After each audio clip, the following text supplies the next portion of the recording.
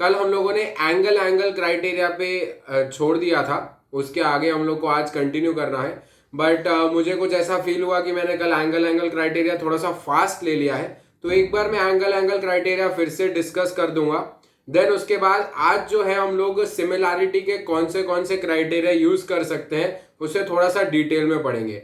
ठीक है, एक्चुअली में जो सिमिलैरिटी और जो कॉन्ग्रुएंसी है वो दोनों के दोनों में जो करना होता है वो सेम ही करना होता है। जैसे कॉन्ग्रुएंसी में हम लोग क्या करते थे, जो क्राइटेरिया दिया है उस हिसाब से कोई भी एक क्राइटेरिया को यूज करते थे, राइट। कोई भी एक क्राइटेरिया को यूज करने के बाद देन सीपीसीटी लगा के हम लोग इक्वल प्रूफ कर सकते हैं एंगल्स और साइड्स को। उसी तरीके से सेम चीज हम लोग को सिमिलैरिटी में करनी है। ठीक है, अभी देखो सेम चीज सिमिलैरिटी में होगी। सिमिलैरिटी में सिर्फ 3 क्राइटेरियाज आपको पढ़ने हैं। सबसे जो पहला क्राइटेरिया है that is angle angle criteria, ये सबसे पहला क्राइटेरिया आपको पढ़ना रहेगा। इसे आप ट्रिपल ए भी बोल सकते हैं। बट काम अगर छोटे में हो रहा है तो 3 बार करके क्या मतलब है, 2 एंगल को आपने अगर इक्वल प्रूफ कर दिया तो obviously third angle would be equal, right. तो ये बात है। उसके बाद सेकेंड क्राइटेरिया जो आप यूज कर सकते हैं दैट इज एस क्राइटेरिया। ठीक है, ये भी एक क्राइटेरिया है for proving the 2 triangle similar. And the third criteria is side angle side criteria, ये आप प्रूफ कर सकते हैं। ठीक है, तो टोटल आप लोग को 3 क्राइटेरिया यहां पर यूज करनी है। टोटली हम लोगों को यहां पर 3 क्राइटेरिया यूज कर सकते हैं। अब हर एक क्राइटेरिया का अपना अपना प्रूफ है, बट प्रूफ एग्जाम में आज तक कभी नहीं पूछाया है, तो आगे भी नहीं पूछाएगा। तो हम लोग प्रूफ नहीं देखने वाले किसी भी क्राइटेरिया का, बट यस क्राइटेरिया किस तरीके से अप्लाई करनी है वो अभी हम लोग देखते हैं। चलो, so let's start with today's class that is firstly angle angle criteria को फिर से डिस्कस करते हैं। ठीक है, लेट्स से हमारे पास है ना 2 ट्राइंगल्स हैं। हमारे पास 2 ट्राइंगल्स हैं। सबसे पहला ट्राइंगल हम बना लेते हैं ट्राइंगल ए बी सी, ये आपका पहला ट्राइंगल ए बी सी। और दूसरा ट्राइंगल जो है हम लोग वो बना देते हैं ट्राइंगल डी ई एफ, जो उससे थोड़ा सा छोटा है, राइट। ठीक है, तो ये हमारे पास 2 ट्राइंगल्स आ गए। अब हम लोग को क्वेश्चन में गिवन है कि ये एंगल और ये एंगल बराबर है, ये एंगल और ये एंगल बराबर है।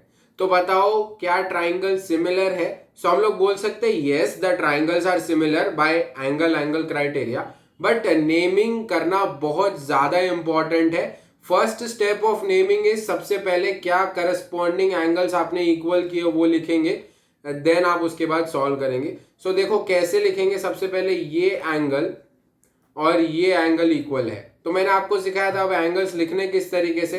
Angle B A C is equal to angle E D F, right, this is given.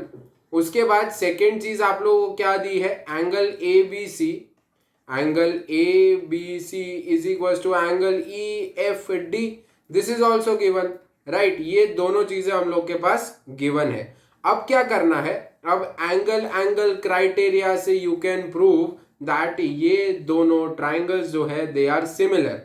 But नाम कैसे लिखेंगे, देखो सबसे पहले क्या करने का, नेम लिखने के लिए ट्राइंगल का साइन बनाओ 2 साइड पे, इधर लेफ्ट पे और राइट पे। देन अब एंगल, आपने एंगल एंगल क्राइटेरिया लगाया तो कौन से 2 एंगल्स को इक्वल किया, एंगल ए और एंगल डी। इसका मतलब जो एंगल ए है उसी के साथ एंगल डी आएगा। मतलब जहां एंगल ए लिखा है, मान लो मैं पहले एंगल ए लिखता हूं तो यहां पर डी लिखना पड़ेगा। देन उसके बाद आपने कौन से इक्वल प्रूफ किए, बी और एफ। तो यहां पर अगर आप बी लिखेंगे तो यहां पर आप एफ लिखेंगे। देन जो चीज बच गई वो लिख दो, ए बी देन सी और D F then E. So you would be proving triangle A B C is similar to triangle D F E, right. ठीक है, सो इस तरीके से एंगल एंगल क्राइटेरिया से आप लोग 2 ट्राइंगल्स को सिमिलर प्रूफ कर सकते हैं। अब बात करते हैं जैसे सीपीसीटी यूज करते थे, 2 ट्राइंगल्स जब कॉन्ग्रुएंट होते थे तो सारे करस्पॉन्डिंग साइड्स इक्वल करते हैं हम, और सारे करस्पॉन्डिंग एंगल्स इक्वल करते हैं। तो यहां पे क्या करेंगे वो देखो। अब यहां पे क्या करना है, सीपीसीटी जैसे वहां लगाते थे, यहां पर अब सिमिलैरिटी में क्या यूज करना है वो देखते हैं।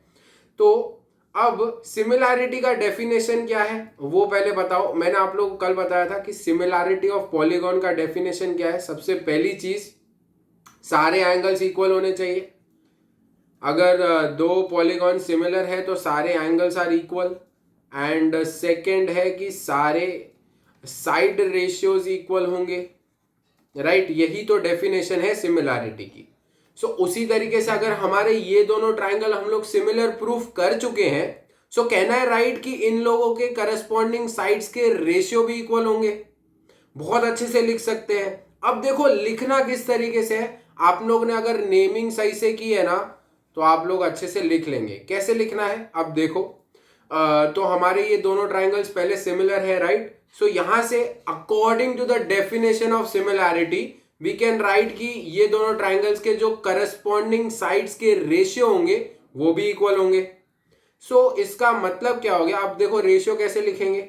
यहां से अगर मान लो मैं ए बी साइड ले रहा हूं, क्या लिया, ये पर्टिकुलर में से पहला लेटर और दूसरा लेटर लिया, तो ये पर्टिकुलर ट्राइंगल में से भी पहला दूसरा लेटर लेंगे। इसका मतलब ए बी के करस्पॉन्डिंग कौन सा साइड होगा, डी एफ।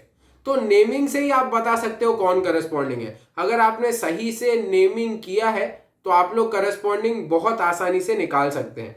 तो देखो मैं यहां पर लिखता हूं A B upon D F is equal to, अब देखो दूसरा और तीसरा लेते हैं, मतलब बी सी लेंगे अगर, तो यहां से भी दूसरा और तीसरा लेना पड़ेगा, मतलब F E. And that would also be equal to, अगर मैं यहां से सी ए लेता हूं तो यहां से मैं क्या लूंगा, ई डी या डीई। डीई नहीं लिखेंगे, ई डी लिखेंगे, ठीक है। बिकॉज तीसरा और पहला लिया है तो यहां से भी तीसरा देन पहला, तो E D. So according to the definition of similarity we can directly prove that कि सारे साइड्स के जो रेशियो है they would be equal. So ये होती है, जैसे वहां पे हम लोग सीपीसीटी यूज करते थे तो यहां पर आप ब्रैकेट में लिखेंगे डेफिनेशन ऑफ सिमिलैरिटी। एसपीसीटी करके कुछ नहीं होता, ठीक है, नहीं सीपीएसटी करके कुछ नहीं होता है, corresponding parts of similar triangles, ऐसा कुछ नहीं होता है। आपको यहां पर क्या लिखना है ब्रैकेट में, according to the definition of similarity. CPCT में सीपीसीटी लिखते थे ना, कॉन्ग्रुएंसी के बाद सीपीसीटी, तो यहां पे सिमिलैरिटी के बाद ब्रैकेट में लिखेंगे according to the definition of similarity, ठीक है। सो इस तरीके से आप लोग एंगल क्राइटेरिया को प्रूव, कोई भी दो ट्राइंगल्स को एंगल क्राइटेरिया से सिमिलर प्रूफ कर सकते हैं, राइट। ये सीपीएसटी होता तो इजी होता, बट सीपीएसटी करके थियरिटिकली रॉन्ग हो जाएगा। हम लिखेंगे तो कोई दिक्कत नहीं है, बट आपको थियरिटिकली वो रॉन्ग दे देंगे। सो दैट्स व्हाई हम लोग बाय डेफिनेशन लिख सकते हैं कि बाय डेफिनेशन ऑफ सिमिलैरिटी, ठीक है। आई होप सो यहां तक किसी को कोई डाउट नहीं है एंगल क्राइटेरिया किस तरीके से सॉल्व करना है। तो चलो आगे बढ़ते हैं। अब देखो फर्स्ट हम लोगों ने क्या देखा, एंगल क्राइटेरिया देखा। अब देखो अब हम क्या करेंगे, सेकंड जो करेंगे that would B side criteria. तो यहां पे मैं लिख देता हूं साइड क्राइटेरिया, ठीक है। हम लोगों ने यहाँ पे क्या लिख दिया, साइड क्राइटेरिया लिख लिया है। अब देखो हाउ टू प्रूफ, किस तरीके से प्रूफ करेंगे। प्रूफ आपको नहीं आने वाला है, बट क्राइटेरिया को हम लोग समझ लेते हैं कि किस तरीके से क्राइटेरिया आपका वैलिड है। सो देखो let's make two triangles, triangle A B C and triangle D E F, ठीक है। हम लोगों ने क्या कर दिया, दो ट्राइंगल्स यहाँ पे फॉर्म कर लिए हैं, triangle A B C and triangle D E F. Let's say मैंने आपको यहाँ पर ये 6 सेंटीमीटर दिया, ये 4 सेंटीमीटर दिया है, और ये √2 सेंटीमीटर दिया है, ऐसा मान लो। एंड उसके बाद ये ट्राइंगल में ये मैंने आपको दिया 2√2 सेंटीमीटर, ये 8 सेंटीमीटर और ये 12 centimetre. So as you can, थोड़ा सा आप लोग देखो पहले, तो सबसे पहले मैं एज यू कैन सी बोल दूं डायरेक्टली तो नहीं चलेगा। सबसे पहले थोड़ा सा इमेजिन करते, देखते, इमेजिन नहीं, थोड़ा सा फोकस करते हैं यहाँ पर, देखते हैं कि यहाँ पर हम लोग को कुछ दिख रहा है क्या। देखो सिमिलैरिटी की कभी भी बात है ना तो रेशियोज पे सोचना, हमेशा हम लोग को क्या करना है, रेशियोज सोचने हैं। तो सबसे पहले देखो अगर मैं लिखना चाहूं, कहना है write that A B upon D. चलो मैं रेशियो सोचता हूं, इस ट्राइंगल का ए बी लिया, इस ट्राइंगल का डी ई लिया है, तो ए बी और डी ई किससे इक्वल हो जाएंगे। देखो चेक करो, ए बी और डी ई का रेशियो जो होगा वो होगा 6/12, that would be equal to 1/2, right. Then उसके बाद आप चेक करो B C upon E F, sorry B C upon D F ले लो। सो आप यहां पर लिख लोगे 4/8, दैट वुड ऑल्सो भी इक्वल टू 1, वो भी इक्वल टू 1 होगा, 1/2 होगा। देन उसके बाद तीसरा रेशियो आप ले लो A C upon E F, that would also भी इक्वल टू 1/2। सो यहाँ पे जैसे हम लोग को दिख रहे हैं कि तीनों करस्पॉन्डिंग साइड्स के ratio are equal, corresponding sides के रेशियो इक्वल है, मतलब ये दोनों ट्राइंगल सिमिलर होंगे, ये दोनों ट्राइंगल सिमिलर होंगे। बट नेमिंग किस तरीके से करनी है, देखो एंगल एंगल में तो नेमिंग आपको पता है कि एंगल यहाँ पे लिखेंगे, नेक्स्ट एंगल जो इक्वल होगा वो लिख के हो जाता है। बट साइड साइड साइड वाले में नेमिंग किस तरीके से करना है वो भी इंपॉर्टेंट है, वो मैं अभी आपको बताता हूं कि किस तरीके से हम लोग नेमिंग करेंगे। सबसे पहले दो रेशियोज को देखो, पहले दो रेशियोज में अब साइड्स के रेशियो को देखो, अब न्यूमरेटर को देखो। मैं आपको स्टेप्स बता रहा हूं किस तरीके से नेमिंग आप लोग इजीली कर सकते हैं विदाउट, देखो नॉर्मली क्या होता है कि ट्राइंगल्स को हम लोग क्या करते हैं, थोड़ा सा घुमा फिरा के देखते हैं कि किस तरीके से बैठ रहा है। यहां पे मैं ट्राइंगल को किस तरीके से रखूं ताकि ये दोनों एकदम सेम टू सेम दिखे, ये हम लोग करते हैं। बट बात क्या होती है कि जब बड़े बड़े, यहाँ पे तो आप ऐसे थोड़ा सा टेढ़ा मेढ़ा करके कर सकते हो, बट कभी कॉम्बिनेशन ऑफ क्वेश्चन आ जाता है, एक ऐसा क्वेश्चन जिसमें 3-4 ट्राइंगल है, तब हम लोग को यहाँ पर थोड़ा सा मुश्किल हो जाता है कि किस तरीके से हम लोग इमेजिन करें। तो इमेजिनेशन वहां पे हमारी रुक जाती है। यहाँ पर तो हम लोग कर सकते हैं, क्या कर लोगे, देखो ई को उठा के ना यहाँ पे रख दो, तो ये ट्राइंगल को ऐसा कर दो और इसको सीधा कर दो। सो इमेजिन किया आपने डी ई एफ ऐसा रख दिया अगर आपने, तो E F would be 2√2, D F 8 हो जाएगा और डी ई 12 हो जाएगा। तो देखो अब ये दोनों ट्राइंगल्स अभी आपने एकदम सेम टू सेम तरीके से रख दिए हैं, राइट। सो यहाँ पर आप देख सकते हो कि ए बी के करस्पॉन्डिंग डी ई है, बी सी के करस्पॉन्डिंग डी एफ है, ए सी के करस्पॉन्डिंग ई एफ है। तो यहाँ पर हम लोग डायरेक्टली कर सकते हैं, यहाँ पर हम लोग ऐसे थोड़ा सा उल्टा करके आप लिखोगे triangle A B C is similar to triangle E D F.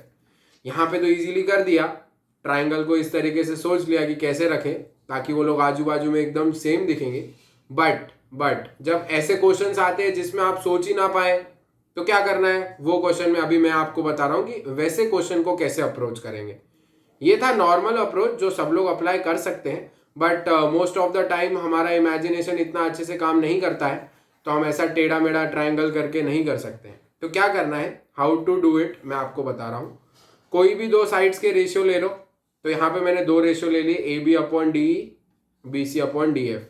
Numerator में देखो कौन कॉमन है, न्यूमरेटर में देखो कौन कॉमन है, तो न्यूमरेटर में कौन कॉमन है, बी।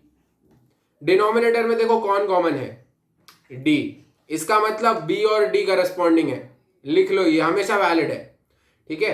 फिर से बता रहा हूं मैंने क्या किया, दोनों रेशियोज को ले लो, दोनों रेशियोज को लिया, दोनों के न्यूमरेटर चेक किया और उसमें कौन कॉमन है उसको पकड़ लो। तो न्यूमरेटर में बी कॉमन है, डिनोमिनेटर में कौन कॉमन है, डी। इसका मतलब अब बी के करस्पॉन्डिंग कौन होगा, डी होगा, दैट्स फिक्स्ड। उसके बाद दूसरे 2 रेशियो ले लो, ये ले लिए, मान लो ये ले लिए, और सेम तरीके से फिर से अप्लाई करो। दूसरे 2 रेशियो में देखो कौन कॉमन है, न्यूमरेटर देखो कौन कॉमन है, सी। डिनोमिनेटर में देखो कौन कॉमन है, एफ। इसका मतलब सी के करस्पॉन्डिंग कौन होगा, एफ होगा। तो यहाँ पे अगर आप सी लिखेंगे तो यहाँ पे आप क्या लिखेंगे, एफ लिखेंगे। देन जो चीज बच गई है वो लिख दो, बी सी, फिर ए बच गया, डी एफ और ई बच गया। इसका मतलब ये दोनों ट्राइंगल सिमिलर हो जाएंगे।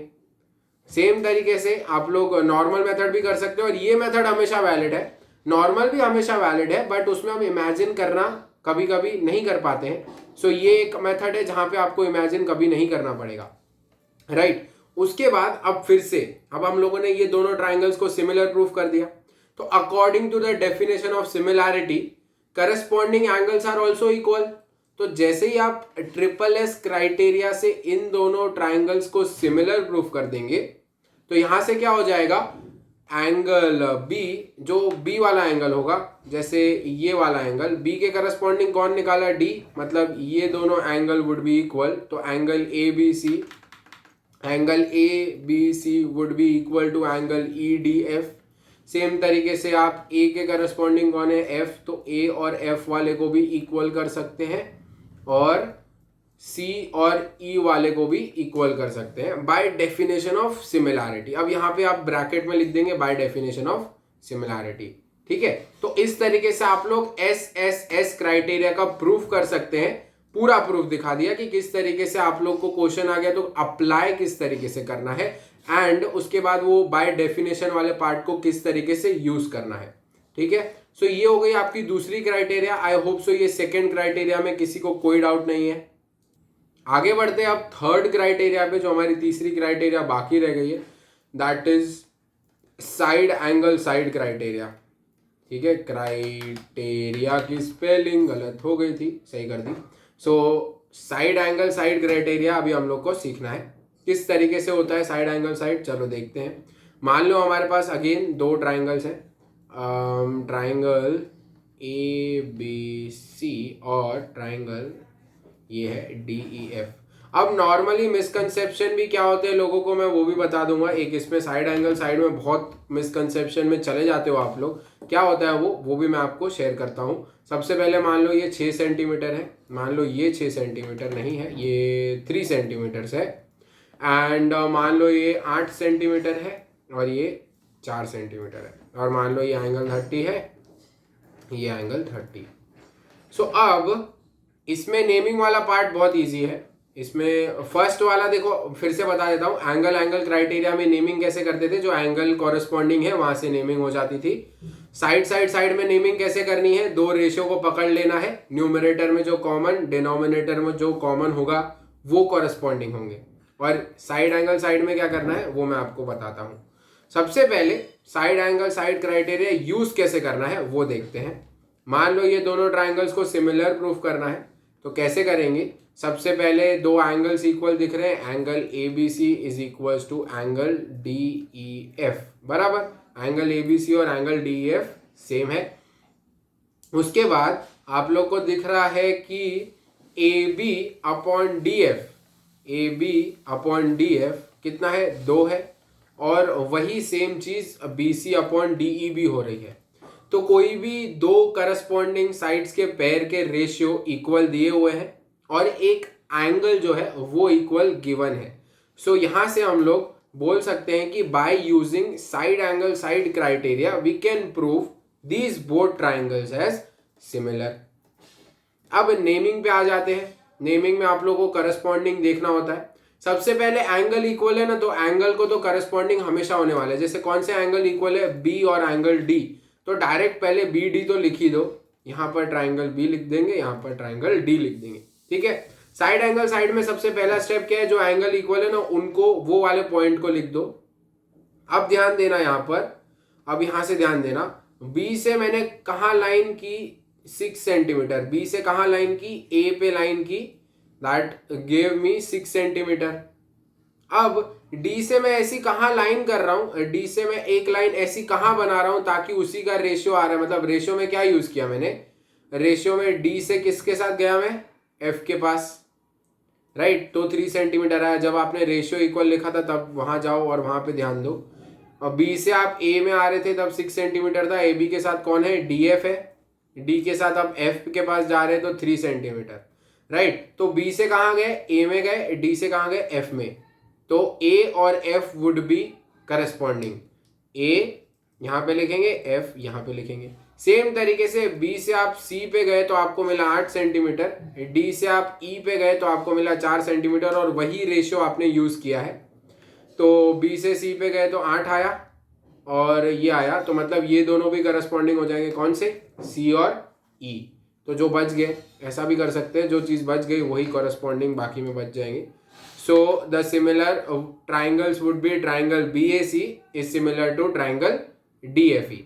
अब फिर से अब क्या करना है, अब बाय डेफिनेशन वाला पार्ट यूज करना है, राइट। बाय डेफिनेशन से आप क्या प्रूव कर सकते हैं, एक एंगल इक्वल गिवन है, सो दूसरे दो एंगल्स को आप इक्वल प्रूव कर सकते हैं जो करस्पॉन्डिंग होंगे। इसका मतलब देखो, अब बी और डी तो पहले से ही इक्वल गिवन थे, तो एंगल जो ए के साथ है और जो एंगल एफ के साथ है वो करस्पॉन्डिंग हो जाएंगे और वो इक्वल हो जाएंगे। तो मैं क्या लिखूंगा, angle B A C would be equal to angle D F E, by definition of similarity, definition से आप ये चीज लिख सकते हैं। देन एक और एंगल बच गया है, तो एक और एंगल को इक्वल प्रूफ कर देते हैं, ये वाला और ये वाला। इसका मतलब angle ACB is equal to angle DFE by definition of similarity. अब देखो एंगल एंगल यूज कर लिया है, एक साइड का यूज करना अभी भी बाकी है। 6 के 6 कंप्लीट होने चाहिए, ठीक है। जैसे यहां पर एक एंगल और 2 साइड गिवन थे, तो बचे हुए 2 एंगल और एक साइड को भी आपको बाय डेफिनेशन वाला पार्ट उस पर यूज करना है। तो देखो 2 एंगल पे यूज कर लिए, अब जो बचे हुए करस्पॉन्डिंग साइड्स हैं उनके रेशियो भी इसी के बराबर होंगे। इसका मतलब अगर AC जो है वो अगर x है, इसका मतलब AC जो है वो अगर x है, तो EF जो होगा वो क्या होगा, x/2 होगा। ओके, सो अभी तीसरे साइड को भी आपको इक्वल करना प्रूफ रह जाएगा, राइट। तीसरा साइड अभी आपको इक्वल प्रूफ करना रह जाएगा। सो आप कैसे प्रूफ करेंगे इक्वल? बाय डेफिनेशन बाकी के 2 साइड्स के जो रेशियो होंगे that would be equal. Let say अगर हमारा AC जो है वो अगर x है, तो EF क्या हो जाएगा, x/2। कैसे हुआ देखो, थोड़ा सा न्यूमेरिकली भी सॉल्व करके देख सकते हैं। हमको पता है कि AC/EF का रेशियो भी 2 होगा। कैसे पता चला? By definition. फिर से बाय डेफिनेशन लगाया, तो हमको डेफिनेशन में पता है कि करस्पॉन्डिंग साइड्स के जो पेयर के रेशियोज होते हैं दे आर ऑलवेज इक्वल। सो यहां से हम लोग ने AC/EF को भी 2 लिख दिया है। देन अब देखो AC is equal to x है, तो EF डायरेक्टली x/2 हो जाएगा, ठीक है। तो अगर AC x आपके पास है तो EF would be equal to x/2। तो इस तरीके से आप लोग side angle side criteria use कर सकते हैं। बट अब एक कॉमन मिसकंसेप्शन या कॉमन गलती कहाँ होती है सब लोगों की, वो ये होती है कि मान लो क्वेश्चन दिया है आप लोगों को, मान लो कि इफ आपके पास क्वेश्चन गिवन है, लेट से, चलो मैं यहाँ पर बना देता हूँ फिर आपको बताता हूँ, 1 minute.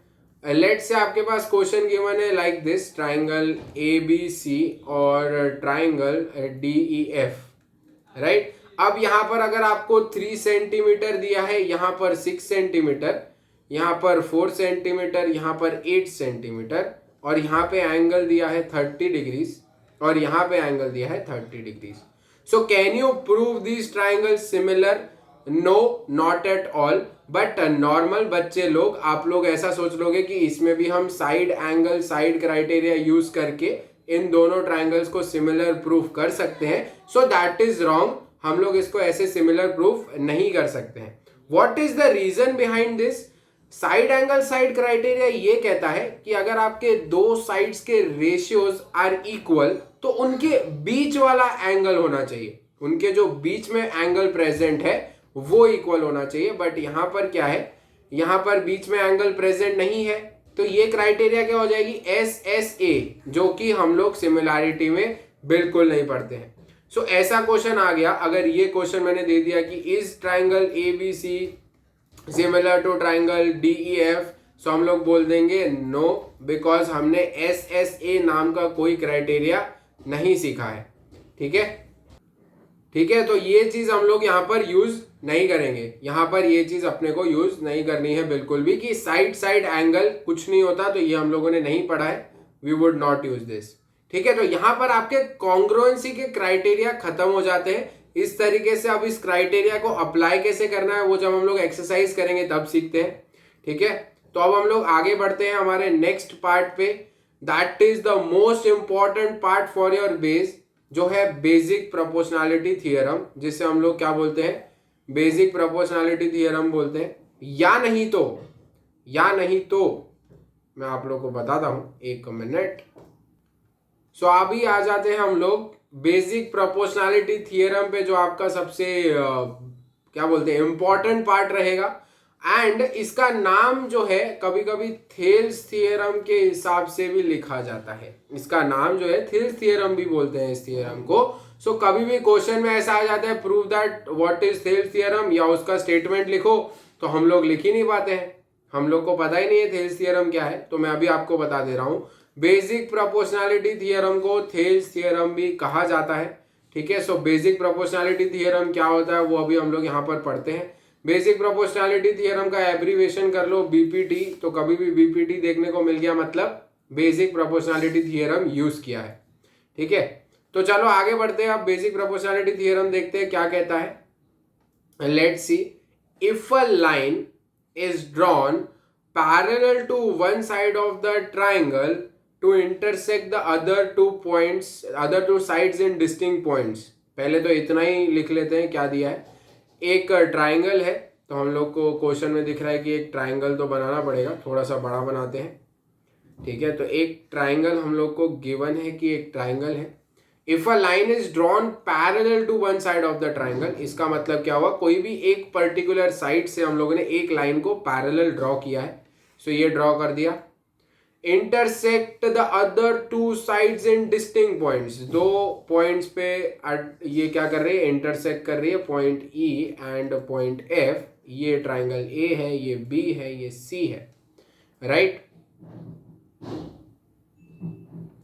So the other two sides are divided in same ratio. अब ऐसा आप लोग को प्रूफ करना है, ये चीज आपको प्रूफ करनी है। सो देखो, सबसे पहले तो गिवन क्या चीजें हैं, सबसे पहले तो आपके पास चीजें क्या गिवन है, EF is parallel to BC, और आपको प्रूफ क्या करना है, टू प्रूफ आपको ये प्रूफ करना है AE upon EB is equal to AF upon FC।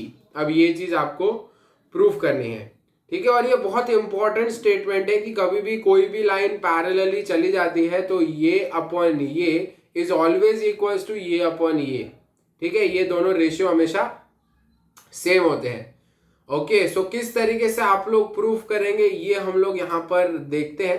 Actually में ये सिमिलैरिटी वाले क्राइटेरिया से भी प्रूफ हो जाता है, और टेक्स्ट बुक में सिमिलैरिटी बाद में दी है, बट मैंने सिमिलैरिटी आपको पहले सिखाई है, तो सिमिलैरिटी बट यूज नहीं करेंगे, टेक्स्ट बुक में जैसा दिया है वैसे ही करते हैं। देन सिमिलैरिटी वाला भी टाइप बताता हूं कि सिमिलैरिटी से आप किस तरीके से प्रूफ कर सकते हैं बेसिक प्रोपोर्शनैलिटी थ्योरम को।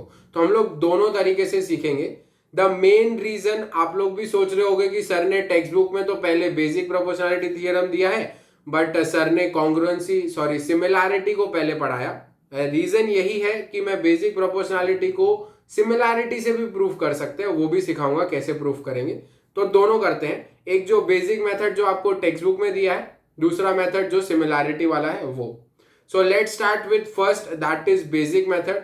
जो बेसिक मेथड है उसमें क्या करते हैं हम लोग, सबसे पहले है ना, दो परपेंडिकुलर लाइंस ड्रॉ कर लेते हैं, F से लेके यहां पर, E से लेके यहां पर। ठीक है, सो ये पॉइंट को हम लोग M नाम दे देते हैं, ये पॉइंट को हम लोग M नाम दे देते हैं, और ये पॉइंट को हम लोग N नाम दे देते हैं। And these are perpendiculars, right. ये दोनों क्या है, परपेंडिकुलर्स है पर्टिकुलर पॉइंट पे। अब देखो ध्यान देना, अब यहां पर व्हाट इफ मैं ट्राइंगल AEF का एरिया निकालना चाहूं, एरिया ऑफ ट्राइंगल AEF निकालना चाहूं अगर, सो क्या हो जाएगा, ट्राइंगल AEF का एरिया क्या हो जाएगा, half multiplied by base multiplied by altitude. So आप ये बेस और ये एल्टीट्यूड लेंगे, सबसे पहले दो तरीके से लिख सकते हैं एरिया। ठीक है, दो तरीके से एरिया लिखी जा सकती है। सबसे पहले क्या लिख सकते हो, हाफ मल्टीप्लाइड बाय बेस, मान लो आपने AE ले लिया, तो एल्टीट्यूड क्या हो जाएगा उसके ऊपर, FM। सेम तरीके से आप क्या कर सकते हैं, एरिया ऑफ ट्राइंगल AEF को आप क्या लिख सकते हैं, half multiplied bye EN multiplied by AF, right. यहां तक किसी को डाउट है कि ये चीज मैंने कैसे लिखा, ये तो बहुत इजी है। राइट एंगल ट्राइंगल का एरिया क्या होता है, half multiplied by base multiplied by altitude. ठीक है, ओके। तो अब देखो, अब यहां पर क्या करते हैं, अब दो और लाइंस क्रिएट करते हैं। देखो यहां पर सबसे पहले मैं क्या करता हूं, ये एक पर्टिकुलर लाइन यहां से यहां जोड़ देता हूं, ये एक पर्टिकुलर लाइन यहां से यहां जोड़ देता हूं। इसके आगे बढ़ने से पहले मैं आपको एक प्रॉपर्टी सिखाता हूं। इससे आगे बढ़ने से पहले एक प्रॉपर्टी हम लोग को सीखना जरूरी है, that is obtuse angle triangle जो होता है। जैसे मान लो ये एक ट्राइंगल है ऑब्ट्यूज एंगल, तो इसका जो एल्टीट्यूड होता है ना, इसका जो एल्टीट्यूड होता है वो ट्राइंगल के बाहर होता है। अगर इसका एल्टीट्यूड बनाएंगे तो वो ट्राइंगल के हमेशा बाहर बनेगा, ट्राइंगल के अंदर एल्टीट्यूड नहीं बन सकता है। सो यहाँ पर ऑब्ट्यूज एंगल ट्राइंगल का जो एल्टीट्यूड है that is always outside the triangle. हम लोग एक बेस को क्या करते हैं, एक्सटेंड कर देते हैं, देन एल्टीट्यूड बनाते हैं।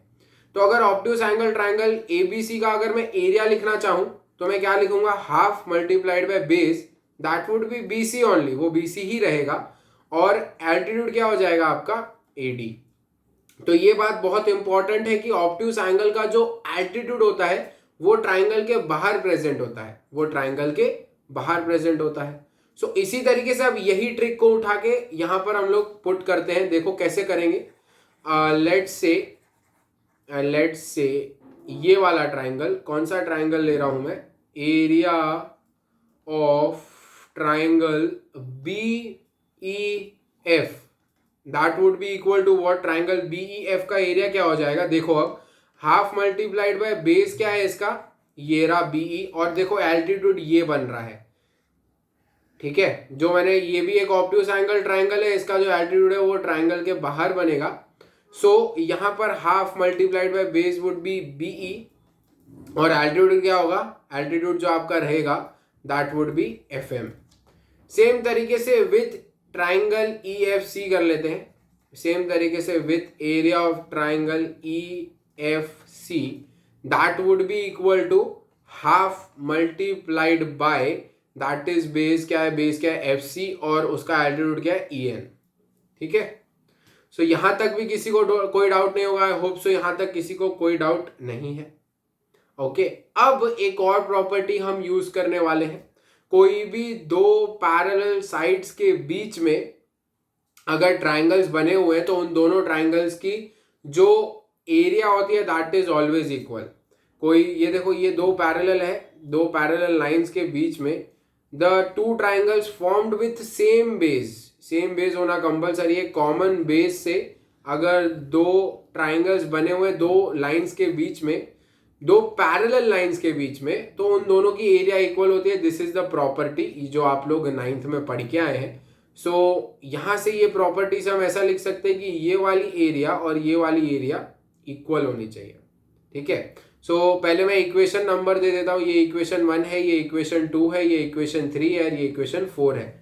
सो हम लोगों को क्या कहा है, हम लोगों को क्या कहा है, 3 and 4 आर इक्वल, ठीक है। अब आगे मैं सॉल्व करने के लिए थोड़ा सा फिगर मिटा रहा हूं, ठीक है। सो फिगर को अब मैं मिटा रहा हूं बिकॉज अब इसका कोई काम नहीं, तो 1 मिनट में फिगर को मिटा देता हूं और आगे यहां पर सॉल्व करते हैं हम लोग। चलो देखो किस तरीके से सॉल्व करेंगे। सबसे पहले देखो क्या है, हम लोग को क्वेश्चन में क्या गिवन है, क्वेश्चन नहीं सॉरी, हम लोगों ने जो स्टेटमेंट हम लोग को पहले से पता है दैट इज दो पैरेलल लाइंस के बीच में सेम बेस वाले ट्राइंगल्स की जो एरिया होती है वो इक्वल होती है। सो वहां से हम ऐसा लिख सकते हैं equation 3 would be equal to equation 4, right, ऐसा लिख सकते हैं। व्हाट इफ मैं दोनों साइड डिवाइड कर देता हूं इक्वेशंस को by triangle AEF by area of triangle AEF, can I divide this? मैं ऐसा लिख सकता हूं ना, दोनों साइड एईएफ से डिवाइड कर दिया, क्या दिक्कत है, और वो दोनों को इक्वल कर देता हूं, राइट। ये तो मैं कर ही सकता हूं, ये मैं कर ही सकता हूं। इन दोनों इक्वेशन दैट आर इक्वेशन 3 और इक्वेशन 4 को इक्वल करने के बाद दोनों को मैंने डिवाइड कर दिया, किससे, ट्राइंगल एईएफ से डिवाइड कर दिया, and they would be equal, obviously dividing both the sides by area of triangle AEF. अब देखो वैल्यूज पुट करते हैं और आपका बेसिक प्रोपोर्शनैलिटी थ्योरम वहां पे प्रूफ हो जाएगा। कैसे प्रूफ होगा देखना। अब यहाँ पे 3 इक्वेशन क्या है, ये रही, half multiplied by B E multiplied by F M, right, half multiplied by B E multiplied by F M. अब एईएफ की जगह पे इक्वेशन 1 डालो, ठीक है, इक्वेशन 1 पुट करो एईएफ की जगह पे। एरिया ऑफ ट्राइंगल एईएफ को मैं ऑब्वियसली ऐसा लिख सकता हूं, तो मैं वो लिख रहा हूं। देन इक्वल टू करते हैं। अब इक्वल टू देखो क्या होगा, इक्वेशन नंबर 4 ये रही, इक्वेशन 4 ये आपके पास है, half multiplied by F C multiplied by E N, right, half multiplied by F C multiplied by E N, and divide में ट्राइंगल एईएफ है, ये रहा, अब ये वाला पुट कर दो, half multiplied by E N multiplied by A F, ठीक है। अब क्या करो, ये हाफ गया, ये हाफ गया, ये एफ एन गया, ये एफ एन गया, तो आ जाएगा BE upon A E is equals to, ये ई एन, ये हाफ, ये हाफ, आपका आ जाएगा F C upon A F. So आपको यहां से मिल गया है BE upon AE is equal to F C upon A F. Proof क्या करना है, इसी का उल्टा, तो कोई नहीं, रेसिप्रोकल कर दो, दोनों साइड रेसिप्रोकल ले लेंगे, तो AE upon BE would be equal to A F upon F C, hence proved. This is your basic proportionality theorem. तो यहां से ये बेसिक प्रोपोर्शनैलिटी थियरम क्वेश्चंस में किस तरीके से यूज होगा, कभी भी एप्लीकेशन हम लोग जब सॉल्व करेंगे एक्सरसाइज तब देखेंगे। लेट से इसके क्वेश्चंस जो है हम लोग कल सॉल्व कर सकते हैं। पहले मैं एक और चीज सिखा दूंगा, देन क्वेश्चन सॉल्व करेंगे।